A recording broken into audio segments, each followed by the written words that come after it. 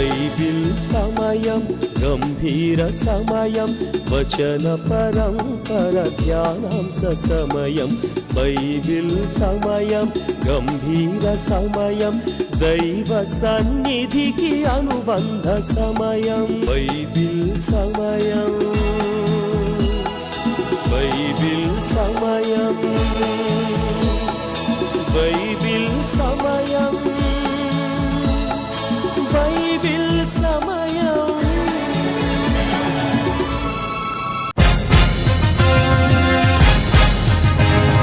నిర్గమకాండము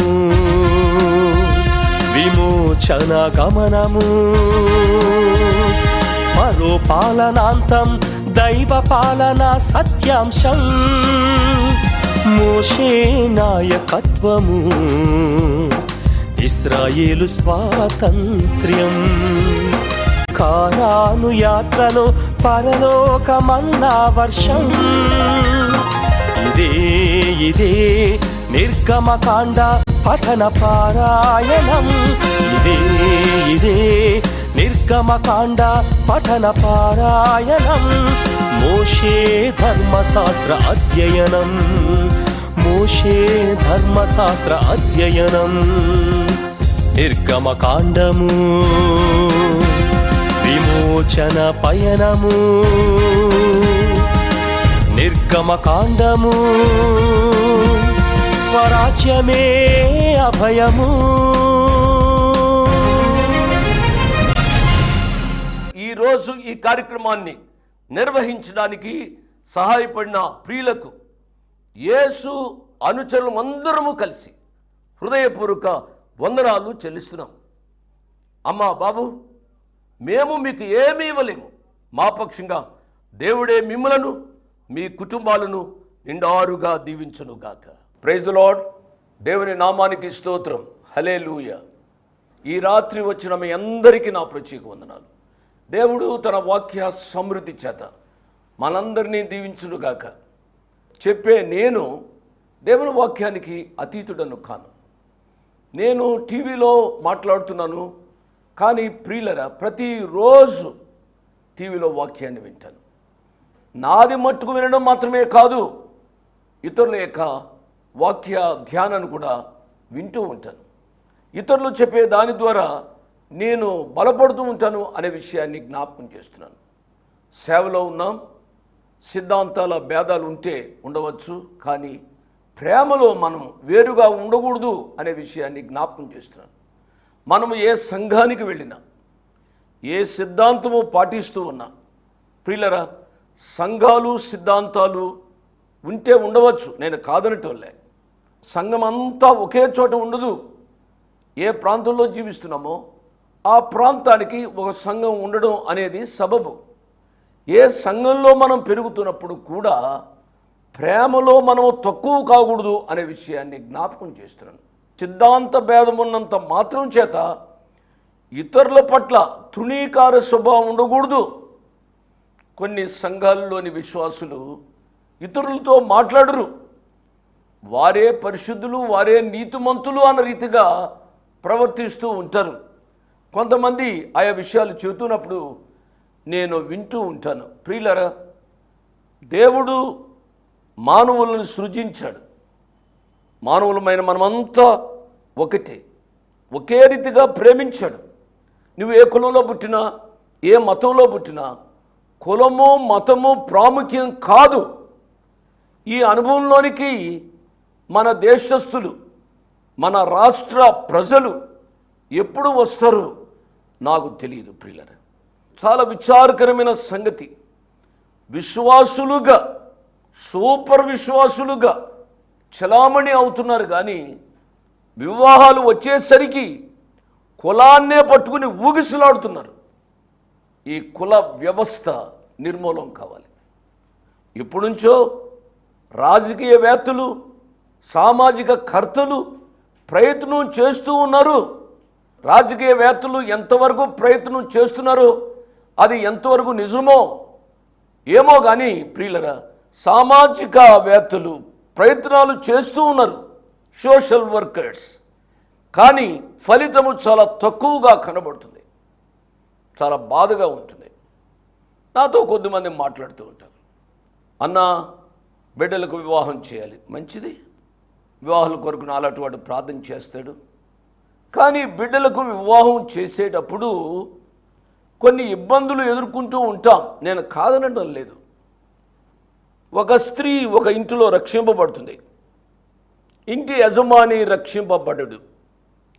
ఇంటి యజమానుడు రక్షింపబడలేదు కాబట్టి ఆమె తన సొంత నిర్ణయాన్ని తీసుకోలేదు. ఆమె రక్షింపబడిన భర్త రక్షింపబడలేదు కాబట్టి సొంత నిర్ణయాన్ని చేయలేదు. కొన్ని కుటుంబాల్లో పాపలు కూడా రక్షింపబడతారు, బాబులు కూడా రక్షింపబడతారు. ప్రియులరా, ఈ సమస్యను ఏ రీతిగా సాధించాలో ప్రభువే సహాయం చేయాలి. చాలా బాధతో నేను మాట్లాడుతున్నాను. ఈ కుల వ్యవస్థ నిర్మూలన కావడం అనేది విశ్వాస జీవితంలోని పరిపక్వతను జ్ఞాపకం చేస్తుంది. ఆయా సమయాల్లో నేను వింటూ ఉంటాను, కొంతమంది చెల్లెండ్రు తమ భర్తలను ఒప్పిస్తూ ఉంటారు. బిడ్డలే ప్రభువు కొరకు ఎంతో గట్టిగా నిలబడతారు. చాలా సంతోషకరమైన సంగతి. ఈ వ్యవస్థ కొరకై సేవకులు గట్టిగా ప్రయత్నం చేయాలి. సంఘాల వేదిక మీద నుంచి చెప్పవలసిన ఆవశ్యకత ఉంది అనే విషయాన్ని నేను జ్ఞాపకం చేస్తున్నాను. మంచిది. గర్భిణీతో ఉన్న నా ప్రియ బిడ్డలారా, మీ ఆరోగ్యాలు ఎలా ఉన్నాయి? ప్రసవించిన నా ప్రియ బిడ్డలారా, మీ ఆరోగ్యం ఎలా ఉంది? దేవుడు మీకు బహుమానంగా ఇచ్చిన బిడ్డ యొక్క ఆరోగ్యం ఏ రీతిగా ఉంది? మీ కొరకు ప్రతిరోజు ప్రార్థన చేస్తూ ఉన్నాం. కొంతమంది బిడ్డలు ఎంతో సంతోషంతో చెబుతూ ఉంటారు, అంకుల్ 9-10 సంవత్సరాలు అయింది పెళ్ళై, ఇంతవరకు పిల్లలు లేరు, మీరు ప్రార్థన చేశారు, దేవుడు తన గొప్ప కార్యాన్ని నాకు చేశాడు అంకుల్, దేవుని నామానికి స్తోత్రం. అవును నా ప్రియ బిడ్డలారా, దేవుడు ఎవరిని అన్యాయం చేసేవాడు కాదు. నీ హృదయ కోరికను తప్పనిసరిగా తీరుస్తాడు. ఆలస్యం అయితే ఆలస్యం కావచ్చు. నా మాట వినండి, దేవుని యొక్క ఆలస్యాలు ఆయన అలక్ష్యాలు కావు. ఆలస్యంలో ఏదో ఒక ఆశీర్వాదం దాగి ఉంది అనే సత్యాన్ని జ్ఞాపకం చేసుకోవాలి. బిడ్డల విషయంలో కానీ, బిడ్డల యొక్క వివాహ విషయంలో కానీ ఈ సత్యాన్ని మీరు మర్చిపోవద్దు అని ప్రభు పేరిట నేను మనవి చేస్తూ ఉన్నాను. పేద బిడ్డల కొరకు ప్రార్థన చేస్తూ ఉన్నా. ఒక్కొక్కసారి పేదరికం ఎందుకు వస్తుందో కూడా మనం ఆలోచించాలి. మా ఇంట్లో చాలా అప్పులు ఉన్నాయి. ఎందుకు అప్పులు ఉన్నాయి? అప్పుడప్పుడు నేను బిడ్డలతో మాట్లాడుతూ ఉంటే చెబుతూ ఉంటారు, అంకుల్ నేను చేసిన అప్పు కాదు, నా తండ్రి చేసిన అప్పు నా మీదకు వచ్చింది, నేను తీర్చవలసి వస్తుంది.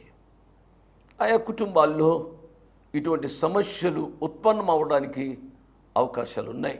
కానీ ఒకటి, అప్పులు లేని నా ప్రియ బిడ్డలారా, అప్పులు చేయవద్దు అని ప్రభు పేరిట నేను సవినీయంగా మీకు మనవి చేస్తున్నాను. నేను పెద్దవాడిని, మీకు మనవి చేస్తున్నాను. అప్పు చేసి పప్పుకూడు అన్న రీతిగా అప్పు చేసి ఇంటిలో సమస్యలు తెచ్చుకోవద్దు అనేది నా యొక్క సలహా. మంచిది. దేవుని యొక్క వాక్య ధ్యానంలోనికి వెళ్దాం. నిర్గమాకాండం 3వ అధ్యాయాన్ని మనం ముగించుకోవాలి. చేరితిని నీ సన్నిధిలోన భజింపగ నిను జగదీశ. చేరితిని నీ సన్నిధిలోన భజింపగ నిను జగదీశ. నా ప్రార్థనలను నా యాచనలను కృతజ్ఞత స్తుతులను నీవే. నా ప్రార్థనలను నా యాచనలను కృతజ్ఞత స్తుతులను నీవే. ఆలకించుము అంగీకరించుము చేరితిని నీ సన్నిధిలోన భజింపగ నిను జగదీశ.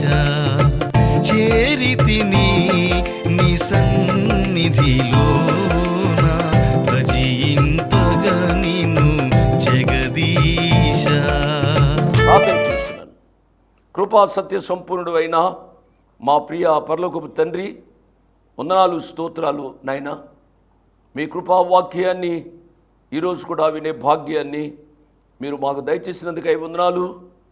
మీ అపారమైన ప్రేమ చేత మా దినాలు పొడిగిస్తూ ఉన్నందుకై వందనాలు స్తోత్రాలు నాయన. మీరు మా దినాలు పొడిగిస్తూ ఉండగా మీకు రుణపడి జీవించడానికి సహాయపడండి.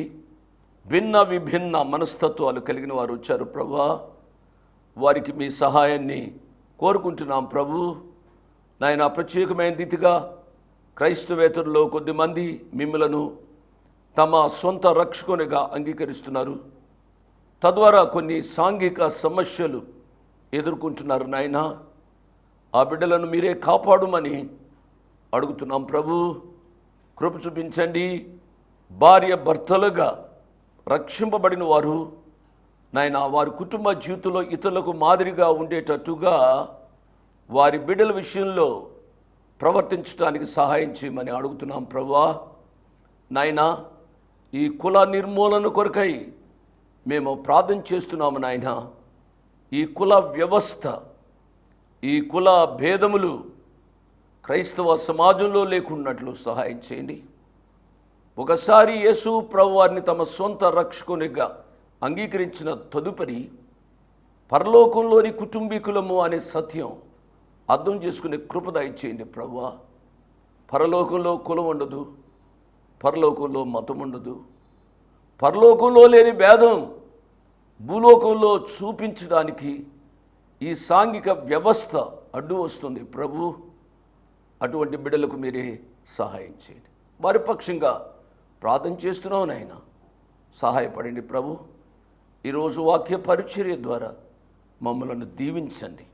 ఘనత, మహిమా, ప్రభావాలు నీ కుమారుని ద్వారా మీరే పొందండి. యేసయ్య నామమున స్తుతించి ఘనపరిచి వేడుకున్నాము తండ్రి. ఆమేన్.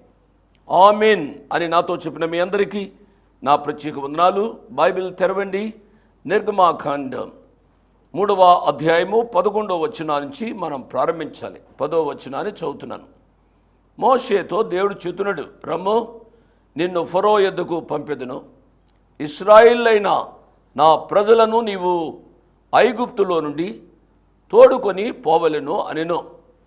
దేవుడు మోషేతో చెప్తున్న మాట మనం చదువుకున్నాం. మోషే నువ్వు రావాలి, నా మాట విను. నేను నిన్ను ఫరో యొద్దకు పంపుతాను.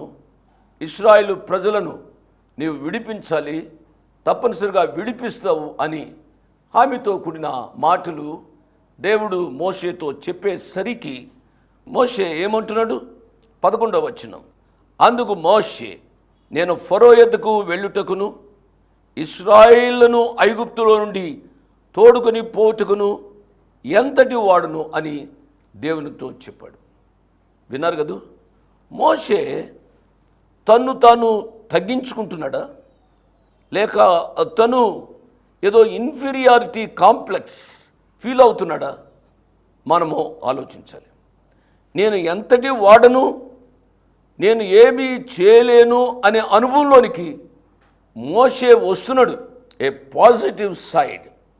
అంతకు ముందుగా నేను నా ప్రజలను, హెబ్రీయులను ఐగుప్తుల చేతిలోంచి విడిపించగలుగుదును అనే ధైర్యంతో ప్రవర్తిస్తూ వచ్చాడు. ఫరో ఇంటిలో ఉన్నాడు. ఫరో కుమార్తె పోషణలో పెరుగుతున్నాడు. శారీరకంగా బలాఢ్యుడయ్యాడు. ఆర్థికంగా కూడా ఏమీ కొదువు లేదు. కానీ ప్రియులరా, అతడు ఒక పాయింట్కి వచ్చాడు. ఏమని? నా మటుకు నేను ఇక విడిపించలేను ఈ ప్రజలను అని అనుకున్నాడు. దేవుని మీద ఆధారపడుతూ నేర్చుకున్నాడు. దానికి ప్రియమైన దేవుడు అతనికి శిక్షణ ఇచ్చాడు. ఆ శిక్షణలో అతను నేర్చుకున్నది ఏమిటి అనగా, నా మటుకు నేను ఏమీ చేయలేను అనే అనుభవంలోనికి వస్తూ ఉన్నట్టుగా చూస్తూ ఉన్నాం. ఈ రాత్రి సమయంలో వాక్యం వింటున్నా మనం కూడా నేర్చుకోవాల్సింది ఏమిటి అనగా, మన సొంత శక్తితో ఏమీ చేయలేము ప్రియులరు. ఆలోచించాలి. చీపురుబుల్లో కూడా ఇక్కడున్నది అక్కడ పెట్టలేము. అనేక పర్యాయాలు నా సొంత బలంతో నేను చేయగలుగుతున్నాను అనే స్వార్థమైన ధైర్యం ఉంటుంది. కానీ ఈ రాత్రి మనం నేర్చుకోవాల్సింది, మనము ఏదైనా చేస్తున్నాము అని అంటే కేవలము ఆయన కృపమట్టుకే అని గ్రహించి ఆ ప్రభు మీద మరి ఎక్కువగా ఆధారపడటం నేర్చుకున్న వాళ్ళని ప్రభువు పక్షంగా నేను మనవి చేస్తూ ఉన్నాను. మోషేను దేవుడు పిలిచాడు, నేను నిన్ను తప్పనిసరిగా వాడుకుంటాను అని అంటున్నాడు. 12వ వచనం, ఆయన నిశ్చయముగా నేను నీకు తోడయుందును, నేను నిన్ను పంపితిని అనుటకు ఇది నీకు సూచన. నీవు ఆ ప్రజలను ఐగుప్తులో నుండి తోడుకొని వచ్చిన తరువాత మీరు ఈ పర్వతం మీద దేవుని సేవించెదరు అనేను. నా ప్రియులరా, దేవుడు పిలుస్తున్నాడు మోషేను పిలిచిన దేవుడు ఈ రాత్రి యవనస్తుడైన నా ప్రియ తమ్ముడు, ప్రియ పాప, దేవుడు తన సేవ కొరకై నిన్ను పిలుస్తున్నాడు అనే విషయాన్ని అర్థం చేసుకోవాలి. కొంతమంది నాతో మాట్లాడుతూ యవన బిడ్డలు, అంకుల్, దేవుడు నన్ను పిలిచాడు, దర్శనాల ద్వారా పిలిచాడు, లేక భక్తుల ద్వారా పిలిచాడు, కానీ దేవుని పిలుపును నేను అంగీకరించలేదు. ఉద్యోగం లేకుండా దేవుని సేవ ఏ రీతిగా చేయాలి అని అనుకుంటూ జాప్యం చేస్తూ వచ్చాను. అంత ధైర్యం లేకపోయింది. నా తల్లిదండ్రులు నన్ను ప్రోత్సహించలేదు, నేను చేసుకున్న నా భార్య కూడా నన్ను ప్రోత్సహించలేదు. కానీ బలమైన రీతిగా దేవుడు నన్ను పిలిచాడు అని కొంతమంది యవనస్తులు అంటూ ఉంటారు. ప్రియులరా, ఈ రాత్రి నేను మనవి చేస్తున్నాను, బైబిల్లో ఒక మాట నన్ను పదే పదే ఆకర్షిస్తుంది. యెషయా గ్రంథం 6వ అధ్యాయంలో చూసినట్లయితే ఈ రీతిగా ఉంది. 8వ వచనం, అప్పుడు నేను ఎవని పంపెదను, మా నిమిత్తము ఎవడు పోవునని ప్రభువు సెలవీయగా వింటిని. అంతటా నేను చిత్తగించు, నేనున్నాను, నన్ను పంపుమనిను. దేవుని నామానికి స్తోత్రం. Whom shall I send? నేను ఎవరిని పంపెదను? Here am I, O Lord, please send me. నా ప్రియ బాబు, నా ప్రియ పాప, దేవుడు నేను పిలుస్తూ ఉంటే ఆలస్యం చేయవద్దు, పోస్ట్ పోన్ చేయవద్దు. దేవునికి నీ పని అవసరమని గ్రహించి ప్రేమతో దేవుడు నిన్ను పిలుస్తున్నాడు. ఈ సత్యాన్ని గమనించాలి. యేసు ప్రభువారు భూలోక జీవిత యాత్రలో తన శిష్యులను పిలిచాడు అండి. మత్తయి సువార్త 4వ అధ్యాయంలో చూస్తే ఈ రీతిగా వ్రాయబడి ఉంది. మత్తయి సువార్త 4వ అధ్యాయము 18వ వచనం నుంచి, యేసు గలిలయ సముద్ర తీరమున నడుచుచూ ఉండగా పేతురు అనబడిన సీమోను, అతని సహోదరుడైన అంద్రెయ అను 2 సహోదరులు సముద్రములో వలవేయుట చూచెను. వారు జాలరులు. ఆయన నా వెంబడి రండి, నేను మిమ్మును మనుష్యులను పట్టు జాలరులుగా చేతునని వారితో చెప్పెను. వెంటనే వారు తమ వలలు విడిచిపెట్టి ఆయనను వెంబడించిరి. దేవుని నామానికి స్తోత్రం. ఇక్కడ ఈ మాటను మనము అర్థం చేసుకోవాలి. వెంటనే వారు తమ వలలు విడిచిపెట్టారు, వారి యొక్క జీవనోపాధిని విడిచిపెట్టారు, ప్రభు వారిని వెంబడించినట్లుగా చూస్తూ ఉన్నాం. తాత్సారము ఏమీ చేయలేదు, ఆలస్యం ఏమీ చేయలేదు, ఏమేమో ఆలోచనలు ఆలోచింపలేదు. ఏ రీతిగా పోషించబడగలుగుదుము, ఈయనను వెంబడిస్తే మనకి ఏమి కలిసి వస్తుంది, ఈయనను వెంబడించి మనం కూడా ఉండగలుగుదుమా, ఏమీ ఆలోచించలే. వెంటనే తమ వలలు విడిచిపెట్టారు, ఆ ప్రభు వారిని వెంబడించినట్లుగా మనం చూస్తూ ఉన్నాం. అదే దేవుడు ఈ రాత్రి ప్రియ యవన బిడ్డలారా మిమ్మల్ని పిలుస్తున్నాడు. యవన బిడ్డలను మాత్రమే కాదు, అందరినీ పిలుస్తున్నాడు. వయసులో ఉన్న వారిని కూడా పిలుస్తున్నాడు, ఉద్యోగం చేస్తున్న వారిని కూడా పిలుస్తున్నాడు. అనేక సంవత్సరాలు ఉద్యోగం చేశాం, రిటైర్మెంట్ అయిన తరువాత సేవలోకి వస్తే బాగుంటుంది అని కొంతమంది అనుకుంటూ ఉంటారు. కుటుంబ భారాన్ని బట్టి ఆ రీతిగా అనుకోవడంలో తప్పేమీ లేదు. ప్రియులరా, ఉద్యోగం వదిలిపెట్టి దేవుని సేవకు వస్తేనే సేవ అనుకోవడానికి వీలు లేదు. ఏ సమయంలో నీ ప్రభు ఏ రీతిగా నిన్ను పిలుస్తాడో ఆ పిలుపును గ్రహించాలి. ఆ పిలుపు ఎటువంటిదో నీకు తెలుసు కదూ. ఆ ప్రభు నిన్ను పిలిచింది పరిశుద్ధమైన పిలుపు. పౌలు గారు తిమోతికి వ్రాస్తూ చెప్పారు. పౌలు గారు తిమోతికి వ్రాసిన 2వ పత్రిక 1వ అధ్యాయంలో చూస్తే ఈ రీతిగా ఉంది. పౌలు గారు తిమోతికి వ్రాసిన 2వ పత్రిక 1వ అధ్యాయము 10వ వచనం చివరి భాగాన్ని, మనను రక్షించి పరిశుద్ధమైన పిలుపుతో ఆయన మనను పిలిచాను. కాబట్టి ఈ రాత్రి కొద్దిమంది యవనస్తులను పరిశుద్ధమైన పిలుపుతో ఆయన పిలుస్తున్నాడు. It is a holy call.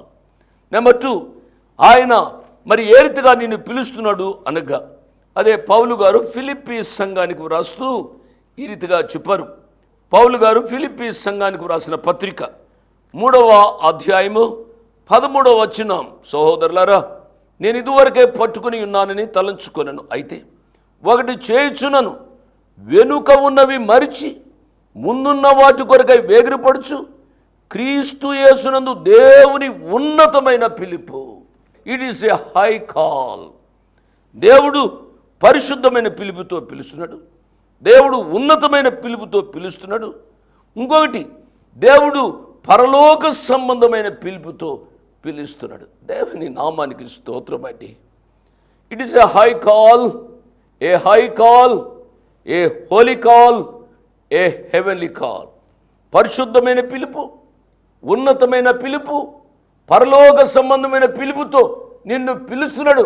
ప్రియ బాబు, యవనస్తుడా, నిన్ను పిలుస్తున్నది ఈ రాత్రి నువ్వు గ్రహిస్తే, నీ హృదయంలో ఆ కన్ఫర్మేషన్ నువ్వు ఫీల్ అవుతూ ఉంటే, దేవుని యొక్క సేవకు భయపడకుండా బయటికి రమ్మని ప్రభు పేరిట నేను మనవి చేస్తున్నాను, నేను ప్రోత్సహిస్తూ ఉన్నాను.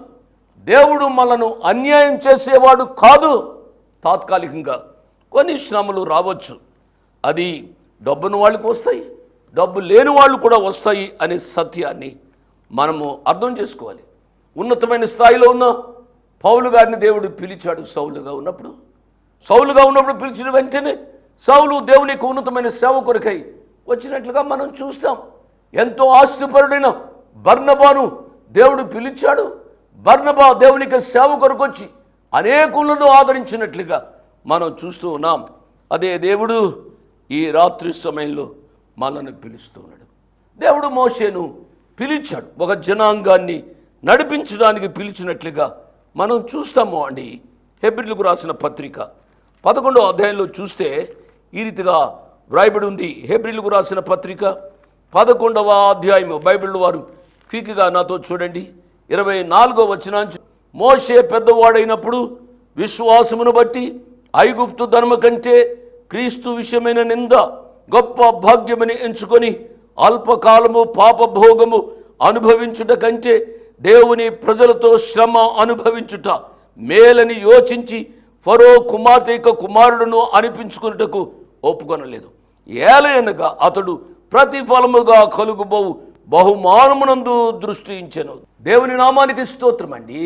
మన యొక్క జీవితాల్లో కూడా ఇటువంటి విశ్వాస తీర్మానము కావాలి అని ప్రభు పక్షంగా నేను మనవి చేస్తున్నా. నేను చెప్పాలంటే అనేక విషయాలు చెప్పగలుగుదును అండి.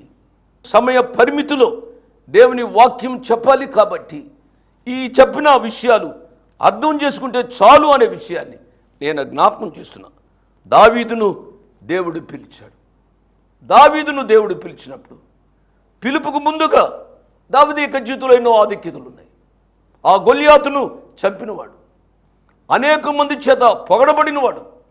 దావీదును పిలిచినప్పుడు దావీదు వచ్చాడు అండి. దావీదు దేవుని యొక్క మాటకు అంగీకరించాడు. దేవుడు ఒకరికి రుణపడి ఉండేవాడు కాదు. దావీదును దేవుడు రాజుగా చేశాడు. ఏలియాను దేవుడు పిలిచాడు. ఏలియాను దేవుడు పిలిచి ఎటువంటి అనుభవాలు గుండా ఏలియా వెళ్ళాడు మీకు తెలుసండి. రాజు దగ్గరికి వెళ్ళినవాడు, రాజుతో మాట్లాడినవాడు తన యొక్క జీవితంలో కెరూతు వాగు దగ్గర ఉంటాను అని అతడు ఆలోచించి ఉండడు. కెరూతు వాగు దగ్గరికి వెళ్ళాడు, వాగు ఎండిపోయింది. తదుపరి సారెపెతు విధవరాల దగ్గరికి వెళ్ళాడు. తన యొక్క జీవితంలో గొప్ప కార్యం చేయడానికి దేవుడు కృప చూపించాడు. అక్కడ కూడా కరువులో సారపిత విధవరాలు పేదరికంలో ఉన్నట్లుగా మనకు తెలుసు. ఈ అనుభవాలు గుండా ఏలియాను దేవుడు కర్మెలు పర్వతం పైకి తీసుకుని వెళ్ళాడు. తద్వారా దేవుడు తన యొక్క గొప్పతనాన్ని ఏలియా ద్వారా చూపించినట్లుగా మనం చూస్తూ ఉన్నాం. అదే దేవుడు ఈ రాత్రి నీ ద్వారా గొప్ప కార్యాలు చేయాలని ఆశపడుతున్నాడు. యెహోవా కొరకు ఎదురు చూచువారు నూతన బలం పొందుదురు.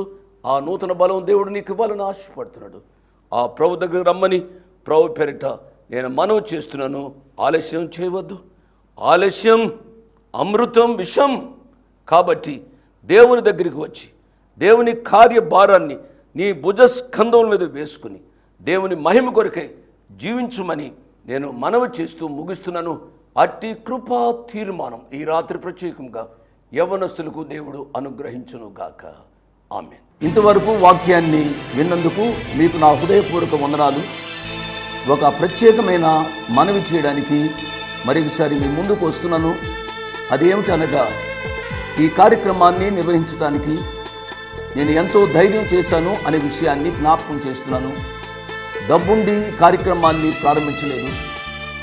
నన్ను రక్షించి ఇంతవరకు పిలిచిన ప్రభు ఉన్నారు అని, తదుపరి విశ్వాసులైన మీరు ఉన్నారు అనే ధైర్యంతో ఈ కార్యక్రమాన్ని కొనసాగిస్తున్నాం. కాబట్టి ఈ కార్యక్రమానికి అయ్యే ఖర్చులో కొంత భాగమైన మీరు భరించాలని మనవి చేస్తున్నాను. ఒకరోజు కార్యక్రమానికి ఎంత ఖర్చు అవుతుందో ఆ విషయాలు మీరు తెలుసుకోవాలంటే దయతో నాకు ఫోన్ చేసి కానీ ఆఫీసుకు ఉత్తరం రాసి కానీ తెలుసుకుని సహాయపడమని ఒక తండ్రిగా, దైవదాసునిగా, అంకులుగా మీకు మనవి చేస్తున్నాను. My address 1-1-214/2, flat number 505506. 1-1-214/2, flat number 505506. Prithvi Apartments Extension, Vivek Nagar, Chikkarpalli, Hyderabad 20. దేవుడు మిమ్మల్ని నిండారుగా దీవించునుగాక. ఆమేన్.